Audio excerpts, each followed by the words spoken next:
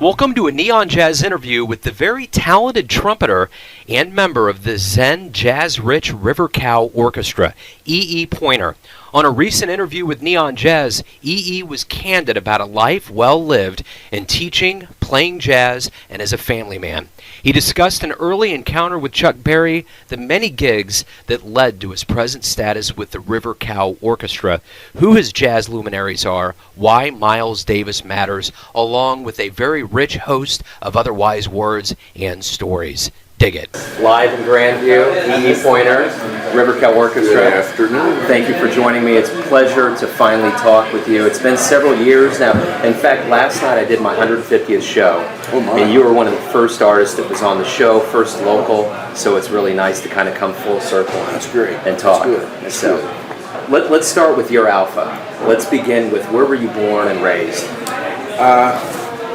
I was born in the area. I was born in Lexington, Missouri, only because where I lived in Richmond across the river, there was no hospital. Back in 1951. Yeah. But I was born basically raised in Richmond. Okay. And went to, had a wonderful mother and father, very supportive about musical things.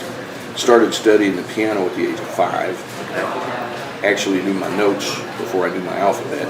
Yeah. So English is my second language.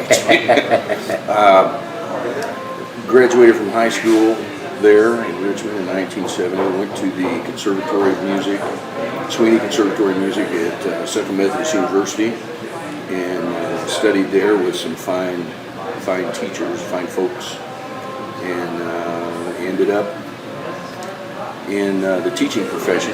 Yeah. And I did that in a couple of towns. Started off in Troy, Missouri, and I ended up in Richmond. And out of the 35 years I taught, the last 24 I taught in Richmond. Gotcha. So what was it about growing up where you were at, and even in the Kansas City area, that gave you that love for jazz?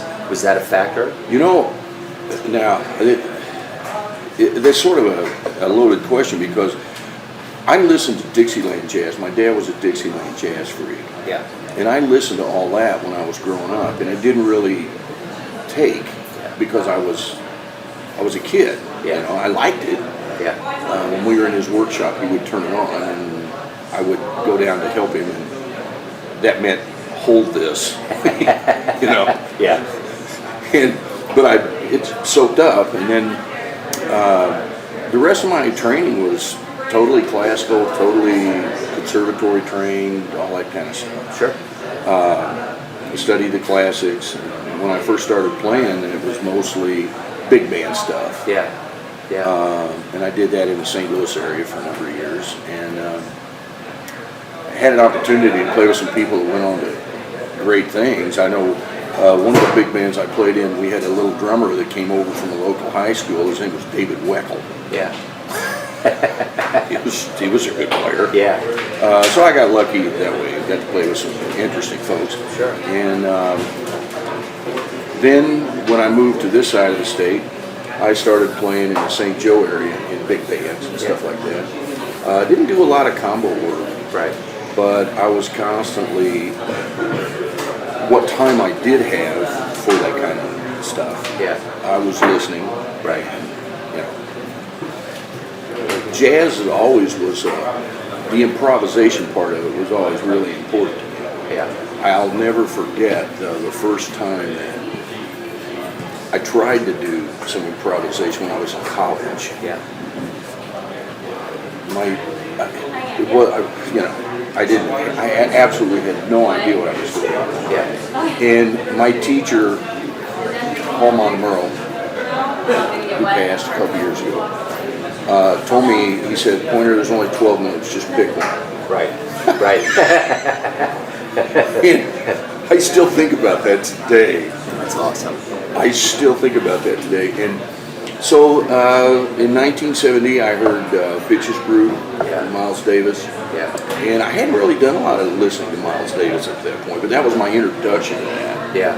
And after hearing that West Coast fusion is, I was hooked. Yeah, that's I great. was hooked. That's great. And I heard that just right after it came out. I mean, it was good. Wow. And that really sort of set the tone for other things. Now, just because I liked it didn't mean I could just automatically do it. Right. You know, That's not how it works. That's not how it works. And so I was still learning how to play. And I later had the pleasure of studying with the West Coast trumpet guru, Claude Gordon. Yeah. And he really, really helped me. Between Paul Monroe and Claude Gordon, that really helped me to get going. Yeah, absolutely. And then, you know, it was years and years and years and years of hitting it every day and going teaching kids. And in the meantime, as you're teaching all of those, you're learning new things about yourself. Sure. And learning new things. Why don't you try this? And I'm thinking, why don't I try that? Yeah, right. You know? Yeah. And then I met a young man in 1980 who taught me just as much as I hope I taught him. His name was Bill McCain. Okay. And Bill studied with me for 5 years. Nice. And we became friends. Yeah. And that's you could talk to him about that. Yeah, but, he's a great guy. Oh yeah. He's awesome. Yeah, he's an incredible musician and an incredible bass player. Yeah. But I love the way he thinks. And I love the way he works. Yeah. He's got a wonderful family too. Yeah. So, and then you're affected by those students and all that. And at the same time, about the year 2000, I had a physical thing happen, and I decided, you know, life is tenuous at best. You know, that's not right. But I decided that I was going to do some things that I'd never, that I had never pursued because of the family, and no problem there. But I was, my son is grown, my daughter's grown. Yeah. So I decided to start writing, and I'd always did arrangements and things like that. Sure. But then it became, I want to try to record something. Yeah. So I did. Yeah. And in 2004, I had my first CD that I was produced with a gentleman by the name of Murphy Tetley, one of my friends over in the central part of the state. Yeah. And it was entitled Better Late Than Never. There's been a lot of CDs that way, but in my case, it really was because I was in my 50s. Right, sure. And then after that, I got some really good reviews, which was nice. Sure. Icing on the cake didn't, I don't want to say I could care less about those things, but they don't move me. They don't change me. Right. If you like it, fine. If not, thanks anyway. Yeah, right. Yeah. And then Bill McCamey was back in the area, and he called me up and he said, "Hey, you want to do a recording with us?" I'm like, "Well, what are you doing?" He said, "Well, I've got all these saxophone players coming in, and I'm going to play tuba. It's called Underpass is the name of the album. And he called the group Perfume Nightmare. Yeah. And it's still available somewhere out there. But man, what a setup. There was all these saxophones. I was the only trumpet or whatever other instrument. Oh, there was Jack Blackett, there was Jeff Harshberger, all the luminaries of the, all around. Yeah, was there. And we did a recording in his firehouse. Yeah. Arnold Young was playing. It was great setup, great bunch of people. Yeah. And one of the saxophone players was Brent Bowman. Yeah. And that was the first time I met Brent. Yeah. And Dr. Brent Bowman, I was kidding with him. But he had a horrible bout of cancer and beat it. But it took away some of his abilities to play the sax because it Yeah. his keyboard skills are so great. He studied at Berkeley. A couple of his contacts there was one of the guys' name was Gary Burton. Yeah. Another one was Chicoria. So, oh yeah. That's serious. And it was serious, and so he called me up a couple years later. Yeah. And said, "You remember me?" And I said, "Yeah, you were a sax player." He said, "Well," and then he told me he had a real quick thing, and we didn't go into it. He said, "I'm putting together a group, and I think you might be the right guy for it." So he told me about this, what he was trying to do. I said, "Well, you know, I don't know if I'll fit in or anything. I can bring something to the table, but we'll see." So I showed up for a gig, and I've been playing with him ever since. That was in 2008. Very nice. And we've done, between 375 and 400 gigs together. Very cool. Yeah, like things. And it was love at first sight musically, because they were hip to all the things that the group was doing. Yeah, sure. You know, it was like, it's not just a backup group for a soloist. Absolutely not. Right. It's a total collaboration. Right. You know, everybody in that group, they bring something totally different to the table. Sure. Don McCarter, our guitar player, he used to tour and do, he's a fine player, however you cut it. Yeah. But he used to do all kinds of 80s rock, and he also did a touring type, Deadhead, Grateful Dead stuff. Yeah. So he brings a certain element to that. The percussionist, he's a poet, and he studied percussion here at KC. He's a drummer. Which brings a real creative vibe, which is really good. Of course, I already told you about Brent Bowman. Yeah. Michael Grega, he's a synthesizer nut from the 80s, and he's got all this stuff that he brings. He just brings a world of sounds and effects and whatnot. So, I mean, we have a new bass player, and it's, see, I want to make sure I hit everybody.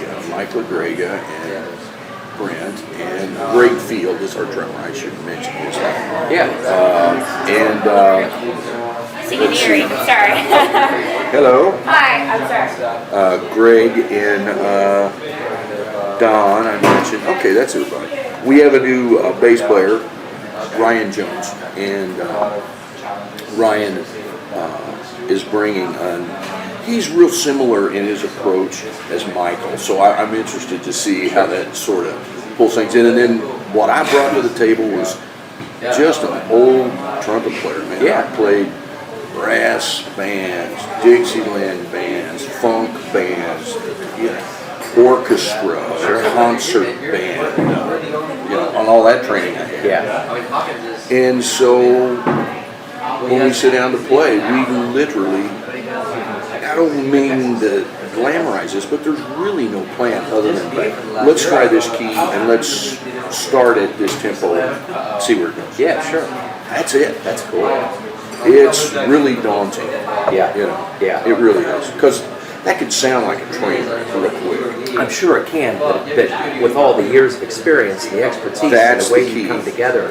We had a young man, and I'm not naming names. It was a kid came in for UMKC to play this one night. He wanted to sit in. Yeah. Good, great player. Yeah. And we told him, look at our stuff on YouTube or whatever. Yeah. He came to the gig, got us out, ran through all of this circus stuff, God love his heart. He said, "Where are the charts?" I said, "Man, there's no charts." And he said, I thought you were kidding. I said, "No, we're not kidding you." So after the first tune, he put us one of the case. Took off. Yeah. But I think maybe he learned that, that kind of stuff isn't just a bunch of notes. Right. It's, what do you use, what do we use for inspiration, it could be a bumper sticker, it could be what happens on the spot, it could be a television show, it could be a phrase. I mean, and everybody, in fact, in the last 2 years, it takes me about an hour usually to drive to gigs. Yeah. Because I live in Lexington, and so I drive it where I'm going. I don't even turn the radio on anymore. I just let things sort of stew and distill. Yeah. Yeah. That usually helps me more than anything else. Yeah. Because when I was playing in jazz bands, you might get an 8-measure solo or a 32-measure solo or something, 4 or 5 times in a gig. Yeah. That's not a whole lot of improvisation. Right. Right. And you run the scales, and you run the chords, and you run the modes, and okay. And at the end of a 2.5-hour gig, you probably improvise no longer than 10 minutes. Right. Right. Whereas when we sit in a 2-hour gig, we improvise for 2 hours. Yeah. Yeah. So we're real careful. Yeah. Absolutely. Have to be really careful. Absolutely. That's a hell of a run. That's a long time. But that's what jazz is. That's what it's supposed to be. And I don't get too bugged by this, Joe, but I have sort of, being an old guy, and I'm not as old as some, but I gotta, we play outside the box in the bubble.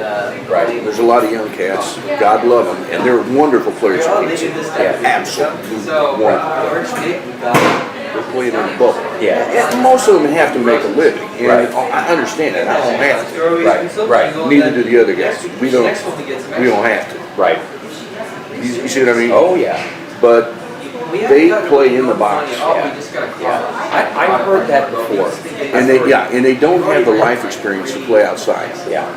And it's not a rip or I'm not, nothing like that. No, and the beauty that I see with a lot of jazz musicians is that you're an extremely gracious bunch that's ready to teach, and you understand youth for what it is, and you know that it can maturate like vine, like grapes on a vine. You know that at one point they're going to bust out, and they're going to be that Miles Davis that's going to lead you on the other side. Yeah, and we're not doing anything new, but Kansas City needs to hear what we do. No, I totally agree. Which I wanted to make a quick aside. It's amazing how many people have been turned on by Miles Davis. If he knew how many people, there's so many people. Kind of Blue was my thing. Oh yeah, when I heard mine that, too. I was like, oh, wow. I'd never heard anything like that. So hearing that you were in a whole other element with him, and he was getting into fusion. And well, yeah, and then I went back and checked out. Obviously I traced back and checked all this stuff up. Oh yeah, absolutely. I got miles ahead. Kind of Blue, obviously. Another one I like is In a Silent Way. Yeah. Oh yeah. I like a lot of that stuff. It's sort of similar. We don't necessarily pattern it after that. We use a lot of spoken word too. We use everything that we can inspires us. And sometimes I had one reviewer actually walked up to me on a gig and he said, "Why don't you play more notes?"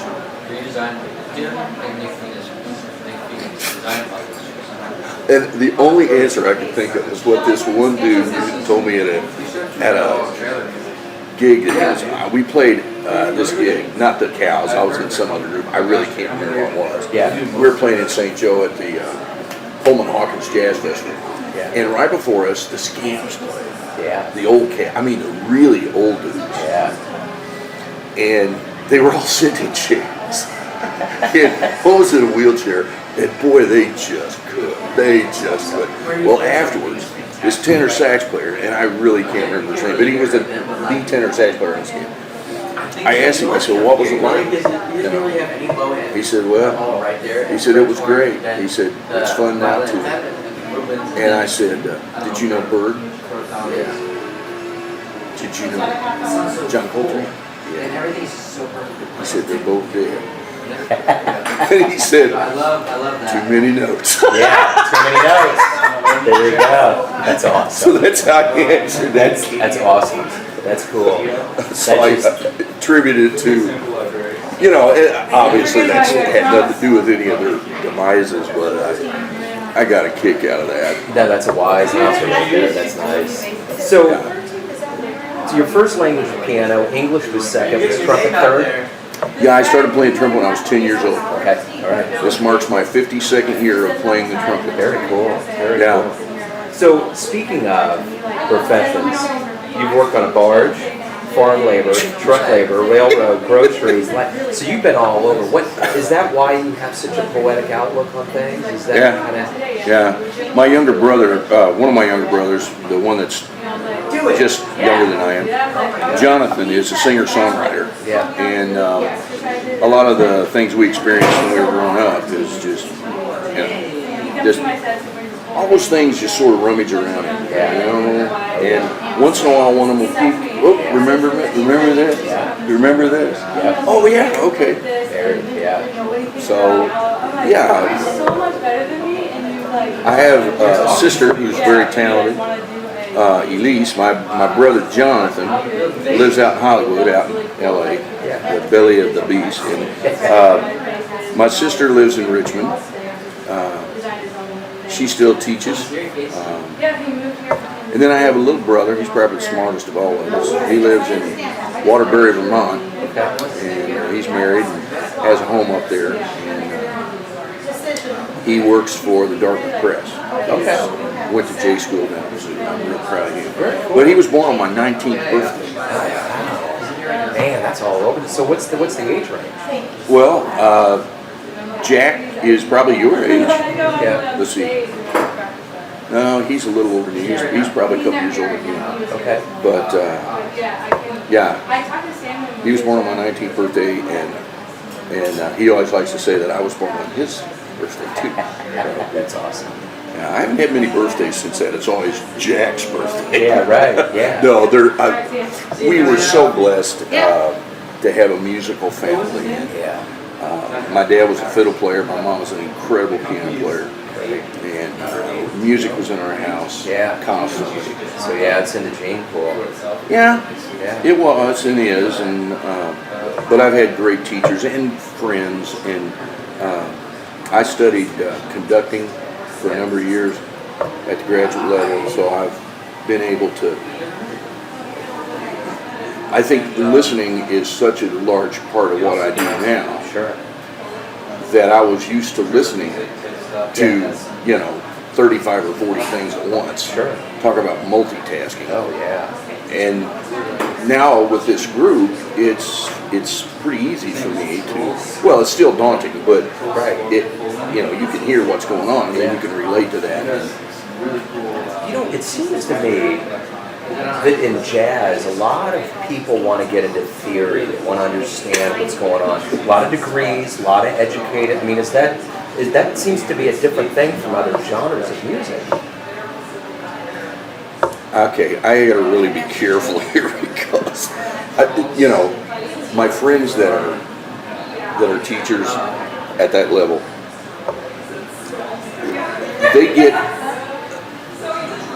they get sort of wrapped up in that stuff. Right. And I think you can wrap that stuff, if they were any kind of teacher, and I think a lot of them really are. Right. A lot of kids have different learning styles. Yeah. Most of them do. Yeah, sure. And analytical, logistical, and literal, in a linear fashion, a lot of them will learn that way. And all those chords and symbols and scales and all that makes sense to them. You take somebody that learns differently from the right side of the brain, they're going to look at that stuff and go, you mean my creations have to follow that? Yeah. Well, that's where I am. Yeah. So, I mean, do I look at all that stuff? Can I rechange? Yeah, I can do it. Yeah. I don't find it very interesting. Right, sure. I think melody has taken a back seat in some cases to scales and modes and chords and flourishes. Yeah. And a lot of people equate that with a good jazz player as, oh gee, they could play fast, or they could play higher, they could play loud. And okay, but is that art? Right, right. And that's what's open to interpretation right there. Yeah. And again, I don't hold a grudge or anything like that against any of those folks, but I'll let the the volume of the work that I've done with the cows and on my own and with friends around that I've recorded, I'll let that speak for itself. I don't have to go out. Yeah. I don't want to. Nothing proved. It's all If out they there. and they want to talk about it in the classroom all they want. Okay, Right. here's what I do. Real world experience. Absolutely. Yeah. Absolutely. So let me kind of get into a little bit of we talked about Miles Davis. Who are some of your jazz heroes? Who did you look up to? Well, Miles Davis, of course. I love Clifford Brown. I'm going to talk trumpet players first. Yeah, sure. Clifford Brown for sure. And I love Nicholas Payton, New Kids.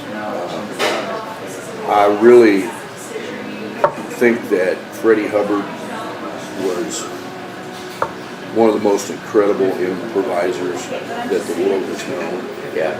He would take chances and do things that no other trumpet player would try. Right. And he did it, and if it worked, fine. And if it didn't, okay. Yeah. He wasn't scared. Right. I really admire him. You can't go wrong with the people from the Kansas City area that were great players, still are. You can't. Anytime I played on 18th Street, I always go down by 18th Street in Paseo and see Bird's Head. That's a holy place as far as I'm concerned. Yeah. So he was somebody that really pushed it. John Coltrane, Dizzy Gillespie, guy, just keep right on going. Yeah.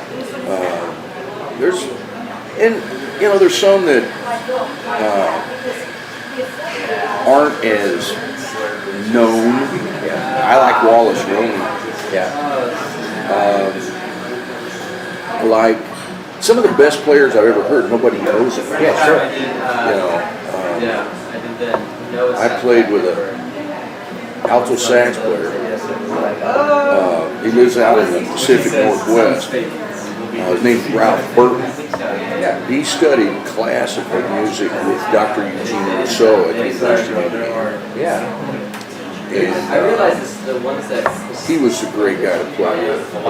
We sort of played in little groups together there in St. Louis back in the late 70s. And he sort of turned me on to funk a little more than I had been. I mean, I saw James Brown in Kansas City in whatever, 60 or something. Yeah. Live. Ooh, what a band that was. And then, so that, I don't know, who was in for Lester Bowie? Yeah. I like that stuff. Sun Ra, of course. Yeah. He played. Did he play with the Chicago Arts Ensemble? Yeah. Too, I think. Yeah, I think Yeah. so. Yeah. I always loved him because he said he was born from some Jupiter sun or something like that. He had some ideas. Oh yeah. He was swimming. Yeah. I don't know, Don Cherry. I'm trying to think there's one. Anthony Braxton. Yeah. I mean, there's great guy, and they're not like they didn't sell a lot of stuff or but they were out there. They were great. And a lot of that has influenced my playing. Yeah, absolutely. And then classically, of course, my trumpet teachers, Gordon and Monroe, influenced me a lot. Sure. And actually, when I was a little boy, I liked to sneak out of bed and go in and to the doorway of the den and listen to Doc Severinsen play in the Skitch Henderson band before he took over the Tonight Show band. I loved him, and I got to meet him. Oh, how was that? It was incredible. I was about 16 years old. Yeah. And I drove to Chillicothe, Missouri with another guy to watch him perform something with the Chillicothe High School band. And he came out early and warmed up, and I was sitting right there and watched him, and he asked me what I was doing there, and I told him, and he said, well, let me show you a couple of things. I was on cloud nine. That's awesome. Yeah, and he's still out there playing, man. Is he really? Yeah. I just picked up one of his vinyl albums. It was Doc Severinsen and the Brand New Sound, and Hero and Warm Analog. It was nice. His sound. Oh, yeah. I mean, at that point, it was like, this is the new sound of jazz, and it was just bam. I mean, it was on, it was hype, it was good. All those guys that he had in that band out there were just Pete Condoli, Connie Condoli, you know, those guys in that band. Just like a candy shop, you know. It's incredible stuff. Well, you answered my next question. I always like to ask if there's one musician of anybody at any era you could get into a time machine and go meet and talk to, who would it be? That's a pretty good one with Doc. But Yeah, if it was somebody else.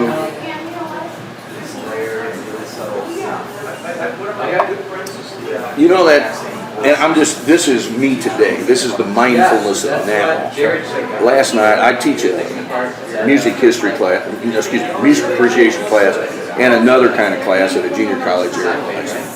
And last night, one of the people asked me about burial. And so I put on the March to the Scaffold and the Witch's Sabbath from Symphonie Fantastique. So today, who I would like to go back and talk to is Hector Berlioz. Because he was around like when John Baptiste Barnes and all those guys that worked with him were the ones that came up with the technology for the vowels. Therefore, his music reflected that. And I would like to meet him. Now, as far as jazz guys go, still same guy, Miles. Yeah, absolutely. I'd like to see him, and I know he probably wouldn't have a whole lot to say to me, but that's okay. Just to be in his aura for 5 minutes would be fine with me. I saw him in an interview in the 70s, and the dude that was interviewing was real stiff. It was this talk show, and he came out, and he had these big glasses on, and he was just like, man, when you ask him, what are you talking about, man? I mean, he was just totally like, what is this? What do you, like, he got there like 10 minutes late, he was just kind of disoriented. It's Miles Davis. I mean, everything that he saw, and to have to come up with I've read so questions, many funny things about him, and I would really like to just sit and get all that out of the way and just tell me some stories about you. You know the guy that played Artie on David, what was it, that show that was on TV, on cable? I can't even remember, I shouldn't remember the guy's name, but he lived with Miles for a while when they were both young men. And he came in one day and Miles had been making some food, and Miles was sitting up in this apartment up on a ledge looking out. And when this dude asked him, what are you doing? All he said was, those people look like ants. Okay. That's it. That's it. Are you going to joke? No. There's one about him, one of his guys in his group was letting him know that there was food backstage, before the gig. Then come here to eat. Okay. Well, I heard he used to go on stage and he'd play a note or two. The place would go nuts. And then he'd walk off. Yeah. That was his gig. Well, there is a visual thing that he did, and I've looked at it probably 24 times. And if you look at the concert that he did at the Isle of Wight, and there's a video of that. I think it was he played for 600,000 people. I think. That's crazy. Yeah, and the band was just incredible, and he tells them what's the name of the song. He just call it anything, something like that, similar to it. And then they start in on this wild fusion. That was in 1970, I think. And in that band is Don Elias, Dave Holland, really young. Chick Corea.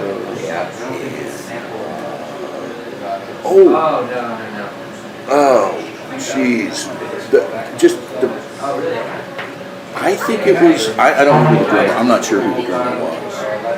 But the other keyboard player was Keith Jarrett. Yeah. Can you That's crazy. imagine? That's crazy. That's another guy that I'd like to sit down and talk to. Yeah. Because you know the first part of his career was all just sit down and go. Yeah, sure. Yeah, he's good. Yeah, that would be great. Yeah, he's up there. Yeah. Of course, piano player. Oh, yeah. But I don't know. I was probably rambling there. No, you're good. So, let's say you have a dream. Okay. 10 years from now. Okay? You walk into a room and someone's talking about you and the River Cow Orchestra. What would humble you? They don't know you're there. You're listening. Wow. So yeah, You know, I know. I should. first of all, if they were that knocked out by some of the stuff we did, I would immediately say, get us a gig. Yeah, that's right. Let's play. We're here. Can we play for you? I would be totally flat and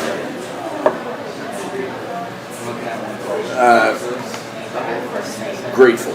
Yeah. Yeah, dude. Well, you know, all the guys that play with the cows, there's a whole raft of experience there.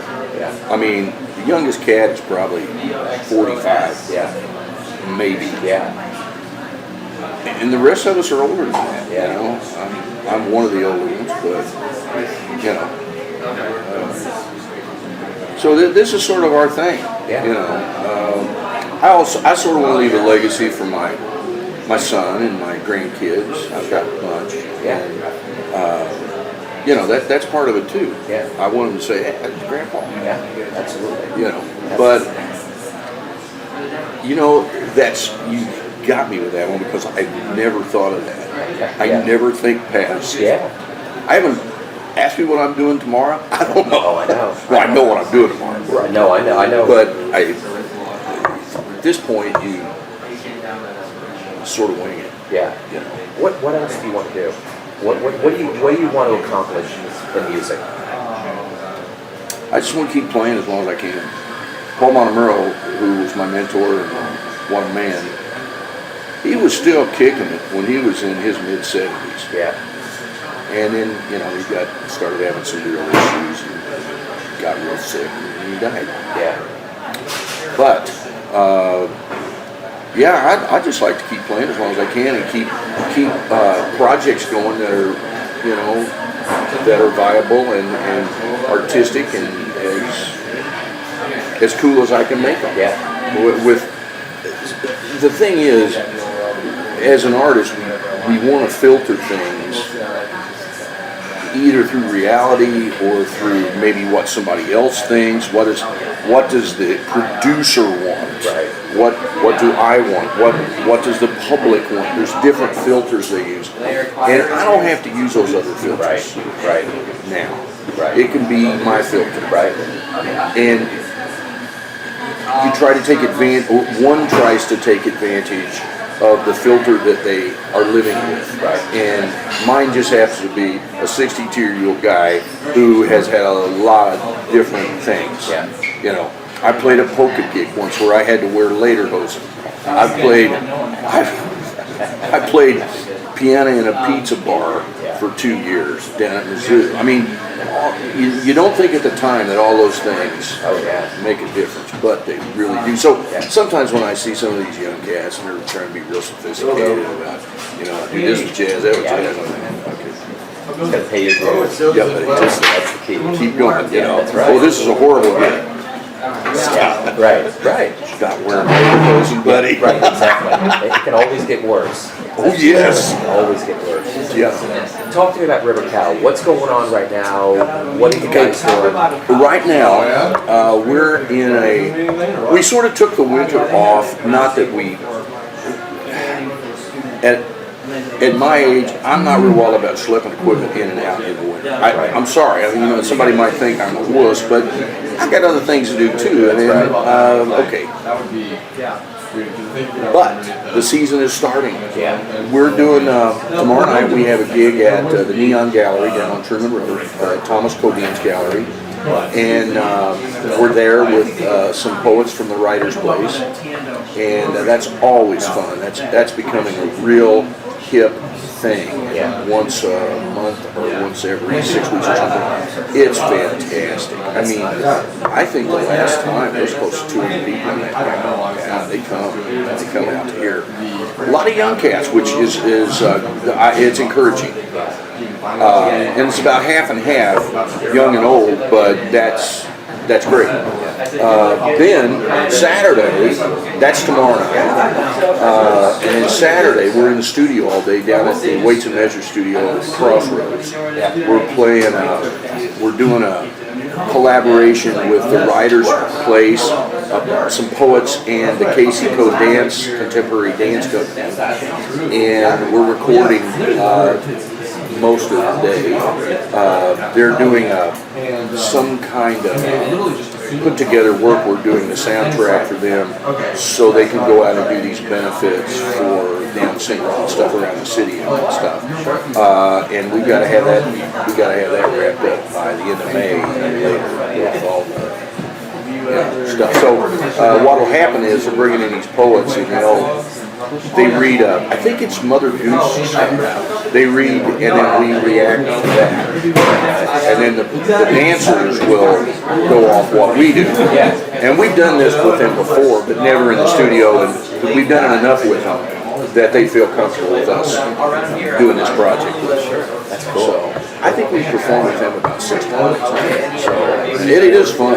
You really have to listen. Oh, yeah. You really have to listen. That's interesting stuff. That's the great thing that I noticed about you guys. You leave the poetry in, you're very fresh, you're in the middle of kind of the hub of what's going on. Well, that's what used to always go back. Yeah, right. There you go. You know, we played with this little old guy came into the Writers' Place there at Valentine in Pennsylvania, right behind the camera. Yeah, it's right there, Writers' Place. Right back there. And they brought in some poets, and there was this elderly gentleman. I don't want to say old guy, but he was, I mean, he was probably in his mid-80s. Yeah. One of the poets, and he listened to us do his thing, and then he said, "Are you going to be playing while I do this?" And I said, "Yeah, I will." And he said, "Yeah, I want you to do this and this." He was sort of particular. And as soon as he got there, he put his little walking stick down, and he became 25 years old behind that thing doing his poetry. Okay, now he finished it. And so we're wrapping up the evening, and we just sort of happened to walk towards each other, and I said, "Man, I really liked your stuff. It was really there." And I said, where are you from California? Yeah, sort of. I said, "Well, how'd you get your start out there? Where did you do all this?" He said, "Well, I had some friends who were pretty encouraging." I said, "Really?" And he said, "Yeah, Shelley, Jack. Yeah. He was talking about Shel Silverstein, all those guys. All humble about it. Yeah. Wow. So he was so hip to having a trumpet doing this stuff around what he was doing. I mean, he was totally with it. And no one would have known it the way people treat him. Oh, They would have had no idea. The font of knowledge that could have come. You just hit it.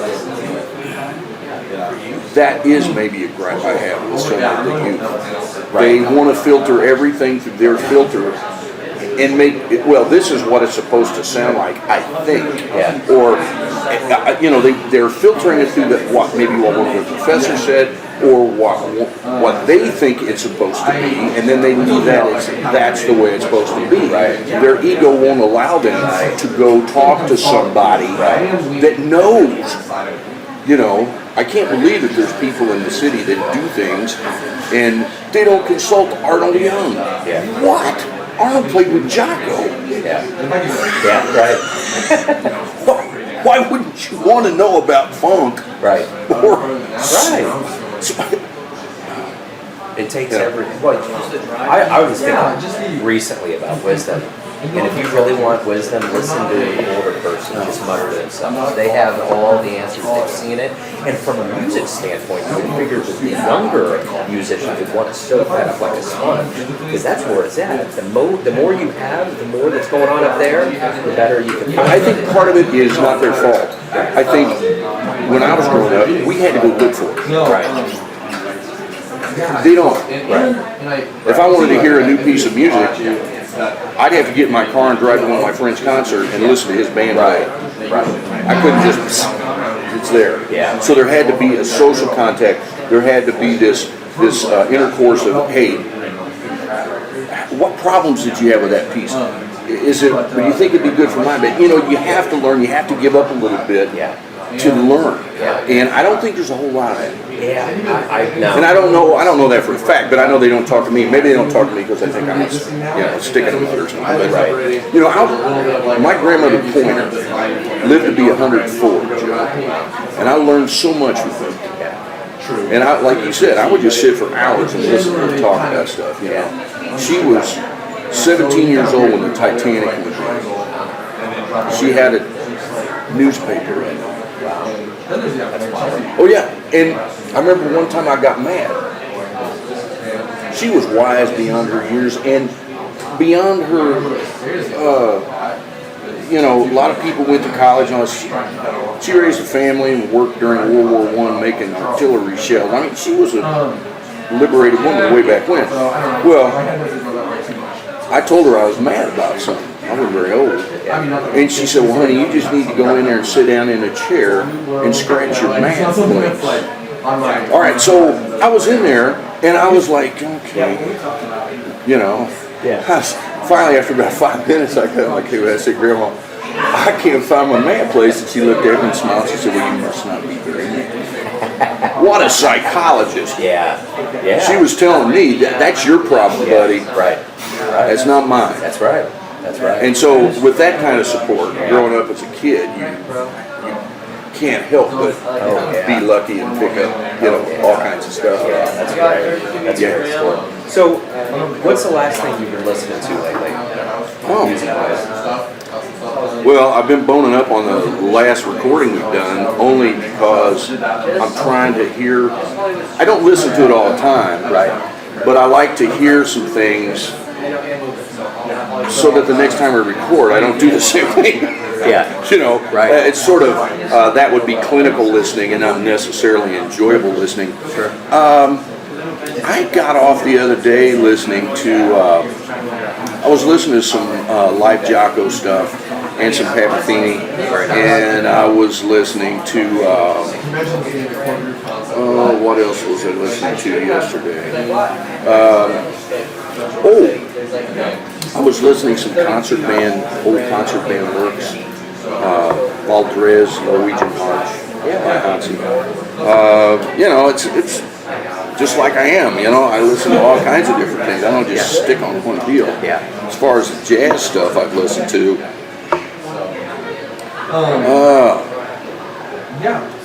there's so much. Concentrate on one.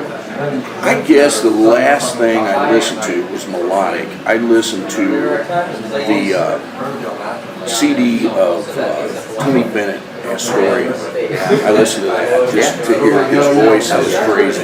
Yeah. You know, you can't. He says he's just a saloon singer. Yeah. Oh, God. No. He's very humble.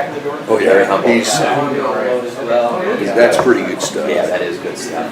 What would you say is the most important things that you've taught your kids about music? Wow.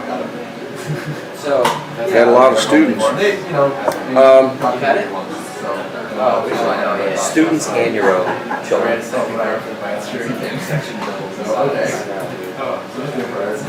I think my son would say, love Frank Zappa. I think that's what my son would say, because I listen to that all the time. Yeah. All those great musicians. So my son actually knows more about the Frank Zappa time than I do. He really jumped in. My daughter, she was a great little French horn player. She listens to, she likes hip hop and rhythm and blues. What did I teach them? I would think that just the love of a lot. Yeah. Love a lot and like good music. There you go. Somebody asks what kind of music do you like, you say good. Good music. That's it. Yeah. What did Buddy Rich say? There's two kinds of music, good and bad. Yeah. Ooh, yeah. Yeah, Buddy Rich. Yeah. So there's some memories coming back from seeing him. My students at school, through the years, love what you're doing. Yeah. And you're never too old to continue to make music. And just keep doing it as long as you can. Yeah. And hopefully that built good people that appreciated it, people that were going to become parents that would be good to share with their kids good music, good consumers of music later on, knowing what's good and what's not, or they're ripping us off or they're not ripping us off. Sure. You know, those kinds of things. You know, I haven't thought about that for a long time. Thanks for tweaking my memory on it.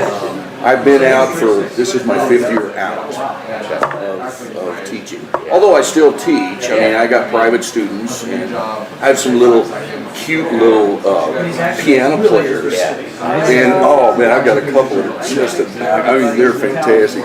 And then my students at the junior college, they're older. You know, some of them are in their 30s. They're a lot of fun too. It's just, you know, you can't ever pass up a chance to teach. Right. A teachable moment. That's what my teachers told me. You got to stay teachable. Yeah, sure.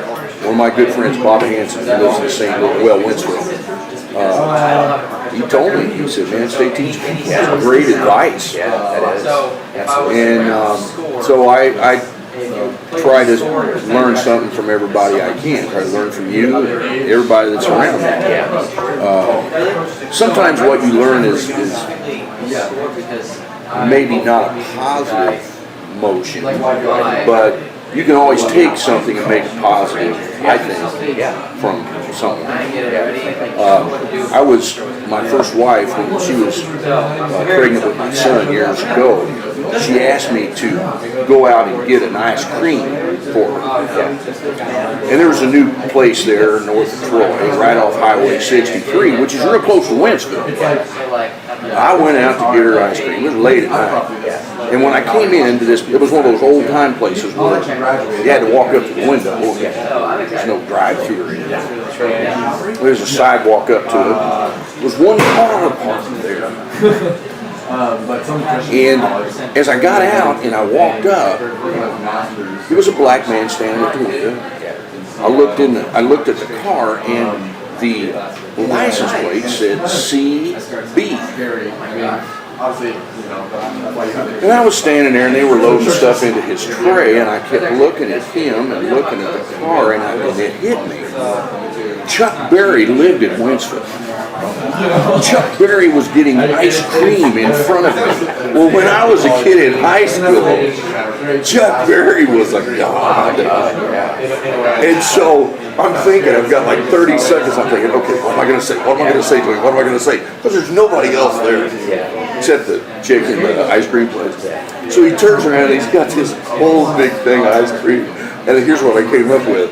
You're Chuck Berry. And he looked at me and smiled and winked and said, I'm Hope. That's awesome.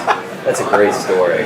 That's really cool. And so you learn, you know, that was Chuck Berry. Yeah, what do you say? Well, you know, sometimes you can't be afraid to step out into the void. Yeah, sure.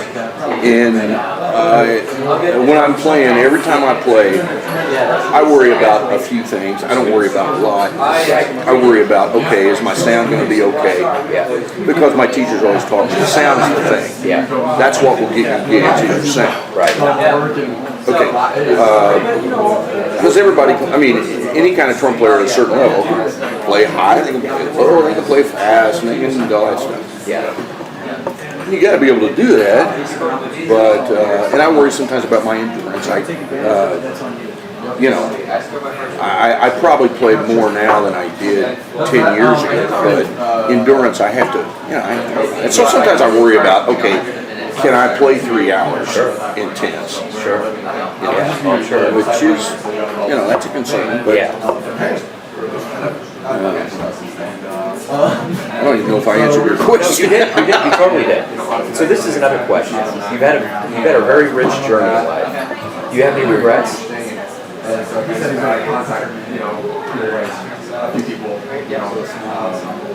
No. I can tell you there were turning points. Right. When I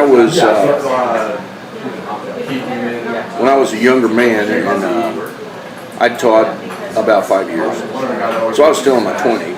Yeah. I had an opportunity to become the graduate assistant at Northwestern University in wind conducting, and I passed it up. Now, the reason I passed it up is because I had a new son. Yeah. It really wasn't it really wasn't, sometimes I wonder what would have happened if I did it, but you know what? I'm glad I did what I did. Because you turn stuff down like that. And the cool thing, the guy that was teaching there, John Painter, who was there forever, he understood totally. I called him and told him, he was like, man, I don't blame him. He was really cool about it. So that's one that, and then through the years you have, I almost said auditions, interviews at other schools, or other schools call me. I never left Richmond. Once I got there, I was there for 24 years. When you're happy, you're happy. Yeah, it's not money. It's not all money. When you choose to be a teacher, you make a conscious decision. But today, when I get a call from one of my kids from way back when, thanks. Cha-ching, that's my validation. I had a kid I was teaching and went in the library one day after lunch, opened up the New York Times, boom, right on the front. One of my former students, he's in the United States Army field band. He was playing taps and the Tomb of the Unknown Soldier on the Veterans Day, or Memorial Day, one of them. Yeah, sure. And that was him. That's awesome. Well, when he was 11 years old, I handed him the trophy. Yeah, that's great. So there's this picture. I got kids that went to the Curtis Institute. Just great trombone players. And it's not just musicians that grow up. It's kids that'll call and they're not kids anymore. I had a guy call me up and said, "You know who this is?" Well, he said, "I played bass clarinet in your band and whatever." I think I do know who this is. And I told him. He said, "You're right." And it had been 25 years since I'd had contact with him. He said, "I own the truck." And I wanted to say thanks, whatever, And so, you do make a conscious choice. I don't know if the kids today make that choice. I don't know the ones that are going to be teachers. It's a totally different bag now, and I can't fault any of them that don't go into it. And I really can't fault any of them that leave it. But back then, it was a real choice that you make. So anyway, I don't regret. No, it's. I tend to not even think about yesterday. That's a nice existential path. Well, we get so tied up in tomorrow and yesterday. And again, that's not what this interview is about, but I get even in our playing, it's now. Yeah. It's what's happening right now. Right. And so that's a real easy way to continue to have that mindset. At the moment. Yeah, absolutely. The mindfulness of the moment. So You're gonna have to go back to that on this next one. This is my final question. All right. Kind of wrap everything up. In the length of a tweet, 144 characters, tell me who you are. Actually, more refined. Sum your career up to this point, or your life, however you want to choose. And it can be a sentence.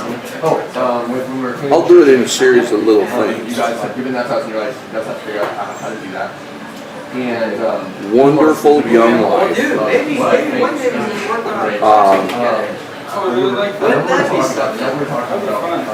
Loving family. Supportive.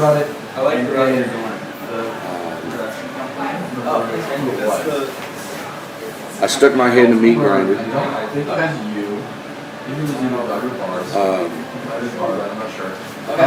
Meeting when I went to the conservatory. Yeah, sure. I didn't count that as part of the tweet. Right. I didn't explain that. No, yeah. I didn't actually stick my head into a meat grinder. But there was 8 chairs in the touring band and 27 trumpeters. We're given something, but we're not really fully given it. We're giving it, but hey, it's not Yeah. That's when I learned to practice. Yeah. Okay. I'm not going to. Like, it is a little awkward. Learn to practice. Yeah. That'd be the next phrase. And he's like sitting it was a guitar player, and he was sitting on my The bed. harder I worked, the luckier I got. That's great. And wonderful career, Seriously, when somebody, beautiful kids, do something, and blessed with my own beautiful family. or practically do it for you. Then the next time they Blessed with friends. Just gonna stand there and wait until they do it because why would you engage it when you know they're going to? And I just want to keep on, And I noticed that. on, Yeah. you know? Where I guess. Am I done with my tweet yet? You're done with the tweet. What you do for the area and what you do for the Midwest is. is just fantastic, Joe. I love talking to you guys. I love spinning the music. Just gotta, Or even, the other night when we planned. keep the gigs coming and Yeah. keep playing. Keep on keeping on. That's right. That's the key. That's what I want to do. That's the key. Thank you so much. Oh man, thank you. Thanks for listening and tuning in to yet another Neon Jazz interview, where we give you a bit of insight into the finest players in Kansas City and spots all over the USA, giving fans all that jazz. And thanks to the great EE for his time and valuable insight. He has and will continue to be a gem in the Kansas City scene for a unique sound and a font of living wisdom. If you want to hear more interviews, go to Famous Interviews with Joe Domino on the iTunes Store, or you can visit the neonjazz.blogspot.com for all things Neon Jazz. Until next time, enjoy the music, my friends.